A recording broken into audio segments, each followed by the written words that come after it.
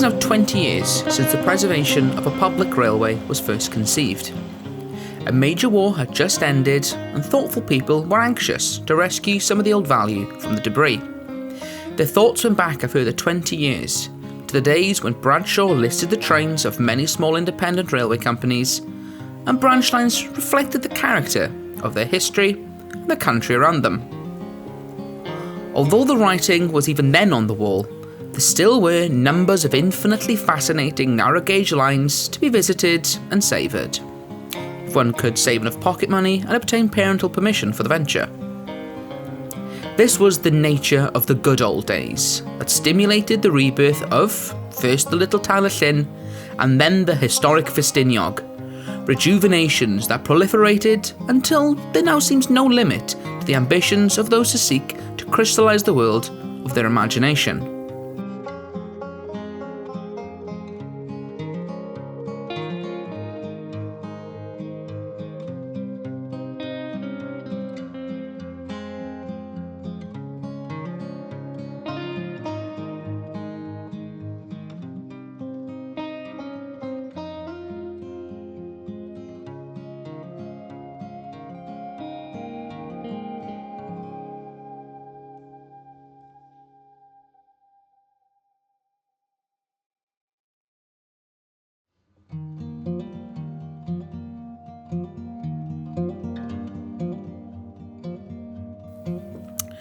There are two factors necessary to preserve a railway.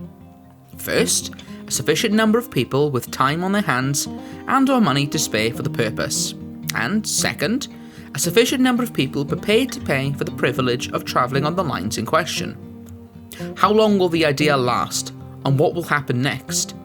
Only time will tell, but a major factor will be with the wishes of the second generation of enthusiasts now taking over the torch from the pioneers. They will have new ideas and fresh viewpoints until, who knows, one might have to think of preserving the preservation societies. For 12 summers, I was a volunteer fireman on the Talyllyn in the month of August, and from a privileged viewpoint at Pendray, saw the moribund line transformed into an efficient passenger-carrying organisation. The experience was richly rewarding. I saw a collection of people, at first with more enthusiasm and skill, trying in their different ways to rebuild and run the railway of their imagination, with few resources beyond their own labour. They had to come to terms with each other and the fact of public railway life, while a nucleus of devoted permanent staff kept the trains moving. The two sides often separated to a small but merciful extent by different languages, differences not only as between English and Welsh, but between town and country, between youth's enthusiasm and theory on the one hand, and age, wisdom and practical experience on the other. The fusion of opposites was not always easy, and tempers sometimes frayed at the edges, yet the trains ran and an interesting and sympathetic public understood when things went wrong.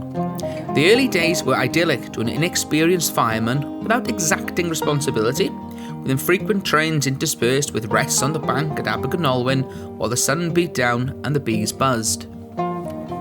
Forgotten were the cold and wet days when train crews huddled from the elements in the warmth of the tiny footplate and grumbled. All this was rudely shattered by the momentous television broadcast of 1957. The public saw the programme, liked what it saw, and presented itself in overwhelming numbers at Wharf. Timetables were abandoned and trains ran on until there was no one left to carry. Behind the scenes, people laboured, sometimes throughout the night, to keep rolling stock in service. A fireman had to present himself at Pendray at 7 o'clock in the morning to light up and stay on duty for perhaps 12 hours, broken by snatched bites of food and cups of tea if he was lucky. The writer can vividly recall trying to relax in an anatomically impossible position, the only one he could achieve on the banging and jarring footplate of Loco No. 3, Sir Hayden. While he fought a losing battle against the faintness of fatigue brought on by heat and unaccustomed exercise on the first day of his holiday. There was no alternative. Either you opted out or you gave the railway all that you and a suffering family could stand. Some couldn't stand it and went elsewhere for their holidays, but a sufficient number stayed on, perhaps because they just liked it, or perhaps because they thought they were keeping open the way to better things. Their faith was often tested. In one terrible week, for example, with permanent staff depleted by illness and injury, and all the shed work being undertaken by volunteers, the afternoon express was twice accidentally diverted into the shed road at speed. By the grace of God, there was no injury or damage, but it was a sufficiently near thing to frighten a large number of people into realising that running a public railway had to be taken seriously.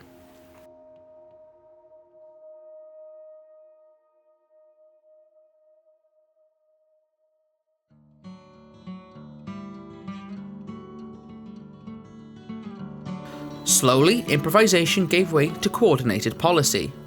Realistic timetables were drawn up, additional rolling stock procured, and arranged into sets to suit demand, while each year saw steady improvements until there was a frequent and punctual train service protected by an appropriate signalling system.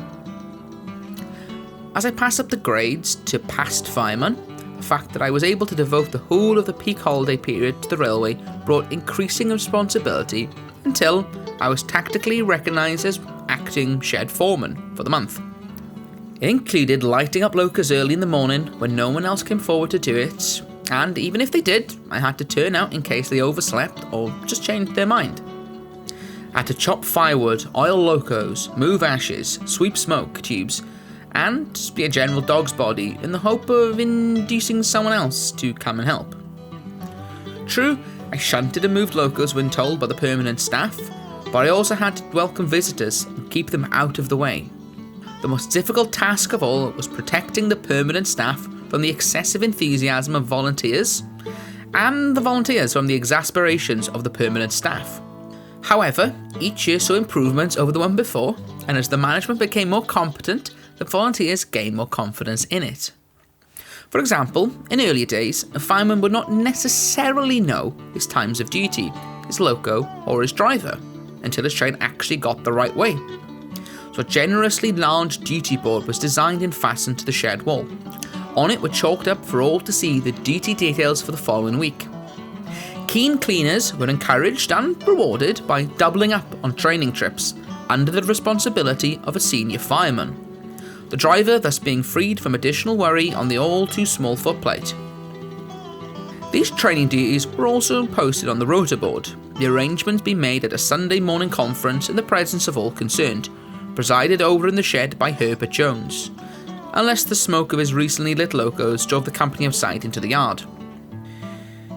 The result was a welcome increase in the ranks of competent firemen recruited from university undergraduates, milk groundsmen, lorry drivers, or from any walk of life you care to mention, not excepting professional mainline footplate staff. The last usually needed only a trip or two to learn the road, although there would be the odd one or two who had learned everything there was to know on a scratch trip to Peterborough and back. If he failed this side of Bringlass with the lack of steam and an empty boiler and still felt the same way, he would be thanked for his service and informed that it would be quite wrong for the Talyllyn to deprive the BR mainline of his genius in the future. In addition to the interplay of people and personalities, there were the idiosyncrasies of rolling stock to be overcome. They resulted from three factors: what was available, what members wanted, and what the traffic required, in that order.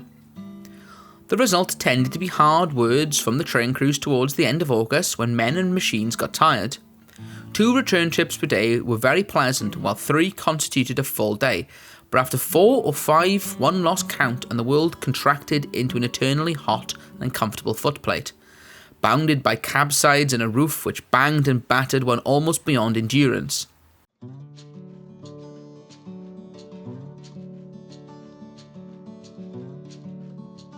Luckily, there were compensations.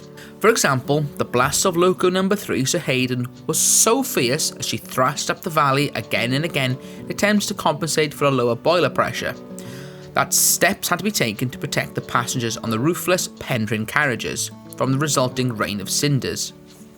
A hideous super capuchin deflector was fitted to a chimney which is so effective that an imitation of an erupting volcano was converted into a graceful parabola of tracer, which preceded her as she progressed cab first up the valley.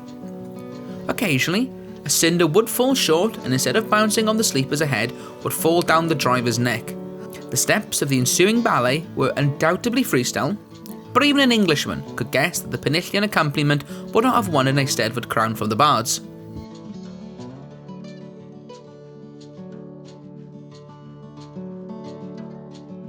What makes people work so hard for a narrow gauge railway when they don't have to? I doubt if any two volunteers would give you the same answer. Many more hours are spent throughout the year on chores not directly connected with the actual running of the trains than can be seen in the short summer season. For myself, I'm grateful to have had the opportunity to learn how to control a steam locomotive and to share this pleasure with others.